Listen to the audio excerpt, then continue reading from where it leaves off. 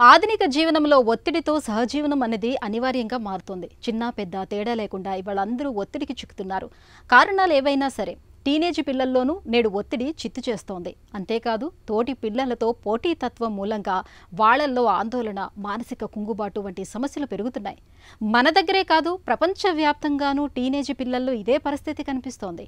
మరి ఈ నేపథ్యంలో టీనేజ్ పిల్లలు ఒత్తిడిని తట్టుకునేందుకు, పోటీ ప్రపంచంలో నెగ్గుకొచ్చేందుకు వారికి ఎలా తోడ్పాటును అందించాలో ఇప్పుడు తెలుసుకుందాం. టీనేజ్ పిల్లలు చాలామంది యాంగ్జైటీకి గురవుతారు.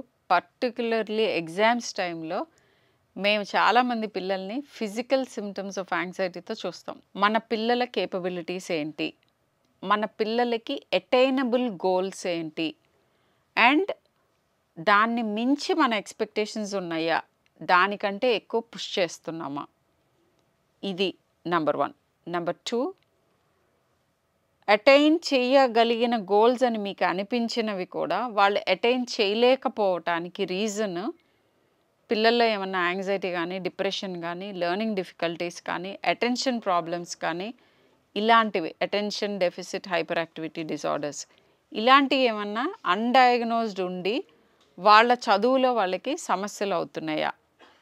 చదువులో సమస్య అవుతా అంటే ఇంకొక ఇంపార్టెంట్ ప్రాబ్లమ్ ఈజ్ వాళ్ళకి సరైన హెల్ప్, సరైన మోతాదులో సరైన హెల్ప్ సరైన టైంకి అందుతోందా లేదా అని. అంటే చివర ఇయర్ అంతా వదిలేస్తారు పిల్లల్ని.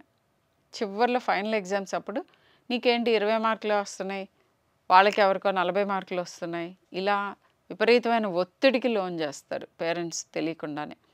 ముందు నుంచి కూడా ఏదన్నా అతను మీరు చెప్తుంది వినట్లేదు, ఏదైనా పర్టికులర్ ప్యాటర్న్లో చైల్డ్ ముందుకు వెళ్తున్నారు అని అంటే ఎవాల్యుయేషన్కి తీసుకెళ్ళండి పీడియాట్రిషియన్ దగ్గరికి. అన్డయాగ్నోస్డ్ యాంగ్జైటీ ఉండొచ్చు, డిప్రెషన్ ఉండొచ్చు, ఏడిహెచ్డి ఉండొచ్చు, లేదా స్పెసిఫిక్ లెర్నింగ్ డిఫికల్టీస్. కొంతమంది మ్యాథ్స్లో ప్రాబ్లం ఉంటుంది, కొంతమందికి వొకాబులరీ వర్డ్స్ పికింగ్ అప్లో ప్రాబ్లం ఉంటుంది, కొంతమందికి థియరీస్ అర్థం చేసుకోలేరు. సో ఇలా అనేక ప్రాబ్లమ్స్ ఉంటాయి. వీటన్నిటికీ కూడా ప్లాజిబుల్ సొల్యూషన్స్ మనకి దొరుకుతాయి.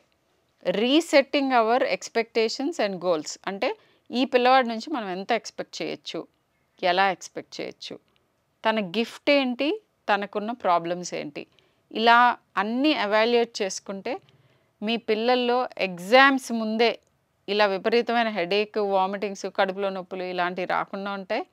మీకు కూడా వాళ్ళు హెడేక్ కాకుండా ఉంటారు.